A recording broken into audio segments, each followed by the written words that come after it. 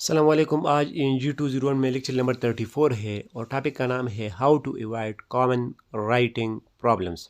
अभी तक हमने बहुत सारे रिपोर्ट्स के टाइप्स देख लें, बहुत सारे डॉक्यूमेंट्स हमने देख ले कि इसको हम बिज़नेस ऑर्गेनाइजेशन में एक बिज़नेस के लिए लिखते हैं। आज के इस टॉपिक में हम उन डॉक्यूमेंट्स को लिखते वक्त हमें जो कुछ प्रॉब्लम्स फेस करनी पड़ती हैं उनको देखते हैं, और इसके अलावा हम उन प्रॉब्लम्स को अवॉइड कैसे करें, उससे हम किस तरह बचें, तो उसको हम देखेंगे। सबसे पहले देखते हैं कॉमन राइटिंग प्रॉब्लम। हम राइटिंग करते वक्त कौन कौन से कॉमन प्रॉब्लम से हमें फेस करना पड़ता है। उसमें है writer's block, organisational problems, punctuation problems, readability problems, writing style problems. Second part हमारा रहेगा इस लेक्चर का, वो है हाउ टू ऐड। इससे हम किस तरह अब हम अपने आप को बचा सकें, उसके लिए कुछ 4 स्टेप्स हमें अप्लाई करने होंगे, जिसमें है organisational logic, mechanical development of the topic, writer's style, quality of the manuscript. सबसे पहले इन प्रॉब्लम्स को डिस्कस करते हैं, जिसमें है राइटर्स ब्लॉक। नाम से ज़ाहिर है कि राइटर जो है वो ब्लॉक हो जाए, यानी गेटिंग स्टक वाइल राइटिंग। लिखते वक्त आपका पेन रुक जाए, अब आगे मैं क्या लिखूं, आपका जो फ्लो है राइटिंग का वो उसमें डिस्टर्बनेस आ जाए, इसलिए इसको हम कहते हैं राइटर्स ब्लॉक। इसके वजूहात क्या हो सकते हैं, क्यों आपका पेन रुक जाता है, आगे अल्फाज आप क्यों नहीं लिख पाते हैं, तो इसके 4 वजूहात हैं, आउट वालों ने बताया है। लेकिन फिर इन्फॉर्मेशन अब आपके पास कोई इन्फॉर्मेशन नहीं है कि आप क्या आगे इस लाइन के आगे क्या लिख लें। Second number, lake of well defined purpose. आप जो डॉक्यूमेंट लिख रहे हैं इसका पर्पस क्या है, इसलिए आपका जो माइंड है वो ब्लॉक हो रहा है। Poor knowledge of the audience, आप किसके लिए, जो ऑडियंस है वो किसके लिए आप ये लिख रहे हैं, ये आपका जो डॉक्यूमेंट है उस ऑडियंस के बारे में आपको कोई नॉलेज नहीं है, उसमें आप पुअर हैं, तो इसलिए आपका पेन रुक जाता है। और 4 नंबर पे है लेक ऑफ कॉन्फिडेंस। आपके अंदर कॉन्फिडेंस नहीं है कि मैं ये काम कर सकता हूँ, ये और ये मैं लिख सकता हूँ, तो ये 4 वजूहात के बिना पर आप ब्लॉक हो जाते हैं। दूसरी प्रॉब्लम हमें जो फेस करनी पड़ती हैं ड्यूरिंग राइटिंग आवर डॉक्यूमेंट्स, वो है ऑर्गेनाइजेशनल प्रॉब्लम्स। जहाँ पे आप ऑर्गेनाइजेशन की लफ्ज़ देख ले, उसको आपको कंपेयर करना है एडिटिंग के साथ, तो इसलिए हम कह सकते हैं these problem are discovered during editing phase. जब आप अपना डॉक्यूमेंट लिखते हैं और उसको प्रूफ रीड करते हैं, दोबारा उसको देखते हैं, उसमें अपने गलतियाँ हटाते हैं, निकालते हैं, रिमूव करते हैं, तो आप अपने डॉक्यूमेंट हम कहते हैं एडिट कर रहे हैं। तो लिहाजा अगर आप अपने डॉक्यूमेंट्स को अच्छी तरीके से एडिट नहीं कर पाते, इसलिए हम कह सकते हैं कि आपकी ऑर्गेनाइजेशनल प्रॉब्लम जो है वो एराइज हो गई है। If they are not fix, reader experience these organisation problem as complete breakdown in communication. लिहाजा अगर आपके डॉक्यूमेंट ऑर्गेनाइजेशन प्रॉब्लम्स है तो ये एक ब्रेकडाउन, एक रुकाव पैदा करता है रीडर के लिए। थर्ड नंबर पे प्रॉब्लम हम जो फेस करनी पड़ती है वो है punctuation problem. Accurate punctuation does not ensure accurate communication, but accurate communication it's immensely enhanced by accurate punctuation. इस लाइन का मतलब ये है कि पंक्चुएशन के डालने से कम्युनिकेशन के समझने में कोई प्रॉब्लम नहीं आती, लेकिन अगर आप अपने कम्युनिकेशन में और एनहांसमेंट लाना चाहते हैं और मॉडिफिकेशन और इम्प्रेशन बढ़ाना चाहते हैं, तो इसके लिए पंक्चुएशन जो है वो लाजमी है। यहाँ पे मैं आपको एक फ़नी चीज़ दिखाता हूँ कि एक क्लास टीचर ने बोर्ड पर लिख लिया women without her man is nothing, तो फिर अपने स्टूडेंट ने कहा कि इसके अंदर पंक्चुएशन मार्क्स डालो, तो सब मेल ने डाला a woman without her man is nothing, तो यहाँ पे कामास उन्होंने डाले। लेकिन जितने भी फीमेल क्लास स्टूडेंट थे उन्होंने लिखा a woman without her man is nothing. तो यहाँ पे कितना मतलब बदल जाता है एक पंक्चुएशन के डालने से। तो आप अंदाज़ा लगा सकते हैं कि पंक्चुएशन जो है, कॉमास, फुल स्टॉप वगैरह, ये हमारे अपने जो डॉक्यूमेंट है उसमें लाजमी है। तो हम तीसरा प्रॉब्लम ये करते हैं कि अच्छी तरीके से पंक्चुएशन नहीं डालते, इसलिए उसमें रीडर को तोड़ना पड़ता है या ब्रेक डाउन वो रुक जाता है हमारे डॉक्यूमेंट के पढ़ते वक्त। 4 नंबर पे है readability problem, writing complex and difficult sentence and using unfamiliar word. हम जब अपने डॉक्यूमेंट लिखते हैं तो उसमें हम कॉम्प्लेक्स डिफ़िकल्ट सेंटेंस इस्तेमाल करते हैं या ऐसे अल्फाज इस्तेमाल करते हैं जिसको समझने में मुश्किलात हो, डिफ़िकल्ट हो समझने के लिए, अनफेमिलियर वर्ड हो, जो बार बार किसी के सामने नहीं गुजरे हो, तो ऐसे अल्फाज हमें इस्तेमाल नहीं करना चाहिए। तो ये हमारा चौथा मसला है जो हमें फेस करने पड़ते हैं। इसके लिए हैंडआउट वालों ने एक फार्मूला यहाँ पे बताया हुआ है, गनिंग्स Fock index.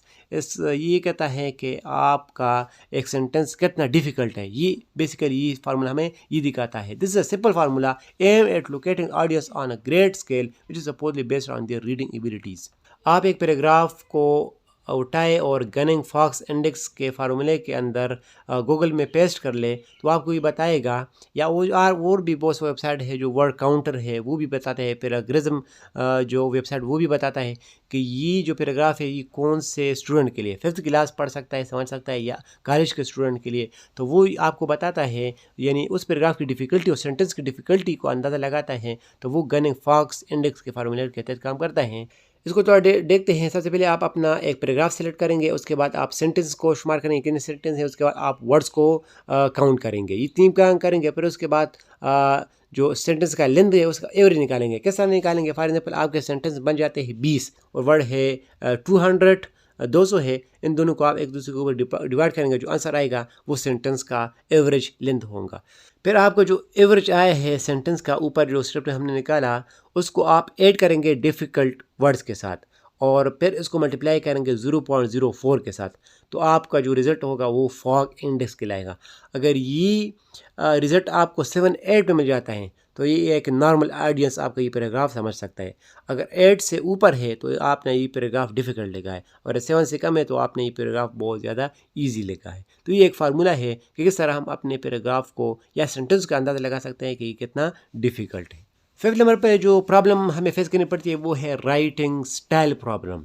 Style is a result of sentence structure, यानी हम अपना सेंटेंस का जो स्ट्रक्चर है उससे हमें स्टाइल मिलता है। जितना हम अपने सेंटेंस स्ट्रक्चर को अच्छी तरीके से लिखेंगे, ज़्यादा लंबे सेंटेंस ना लिखे, ज़्यादा छोटे ना लिखे, तो बराबर लिखे, ईजी अल्फाज इस्तेमाल करेंगे, लिहाजा हमारा स्टाइल ठीक रहता है। अगर हम ये काम नहीं करते, कुछ सेंटेंस लंबे हैं कुछ छोटे हैं, तो ये प्रॉब्लम है स्टाइल के अंदर। और सेंटेंस बुक वालों ने बताया कि 4 टाइप के हैं: subject verb verb object, subject linking verb और complement sentence, subject verb indirect object sentence. तो ये 4 किस्म के सेंटेंस मौजूद है। हमारे इस वीडियो का जो फर्स्ट स्टेप था कि हमें कौन कौन सा प्रॉब्लम फेस कर रहे हैं वो आपको इस स्लाइड के ऊपर नज़र आ रहे हैं, और अब इनको हम इवाइड किस तरह कर लें, इसको हम रिमूव किस तरह कर लें, उसकी तरफ आप बढ़ते हैं। तो how to add this mistake या how to edit your work. सबसे पहला जो हमने अपना एक टेबल ऑफ कंटेंट बनाया था उसमें था ऑर्गेनाइजेशनल लॉजिक। हम ऑर्गेनाइजेशनल लॉजिक इस्तेमाल करेंगे तो हमारी मिस्टेक कुछ हद तक कम हो सकती है। ऑर्गेनाइजेशन लॉजिक का मतलब है कि हमारे जितने भी वाक़यात हमने एक डॉक्यूमेंट्स के अंदर लिखे हैं तो उसको हम क्रोनोलॉजिकली यानी ऑर्डर या स्पेशली पोजीशन एंड साइज़ के तहत उसको डिवाइड करें, क्लासीफाई करें। यानी ऐसा ना हो कि हम एक वाक़े को बयान कर रहे हैं उसका आखिरी पहले लेके और फर्स्ट स्टेप जो है वो आखिर में लेके, दरमियान वाले पहले लेके, यानी प्रॉपर ऑर्डर हमारे डॉक्यूमेंट्स के अंदर होना चाहिए। इसको हम कहते हैं organisational logic.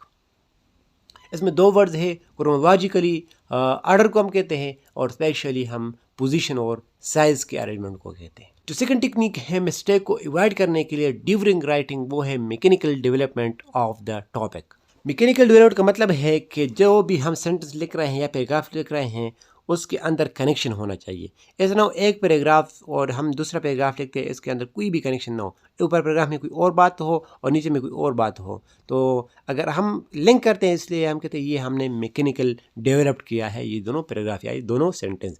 In transition is what link ideas together, यानी अपने जो आइडियाज़ है उसको हम इकट्ठे करेंगे और इसके लिए हम 3 स्टेप इस्तेमाल कर सकते हैं। The writer might repeat in important word in 2 adjoining paragraph और सेंटेंस।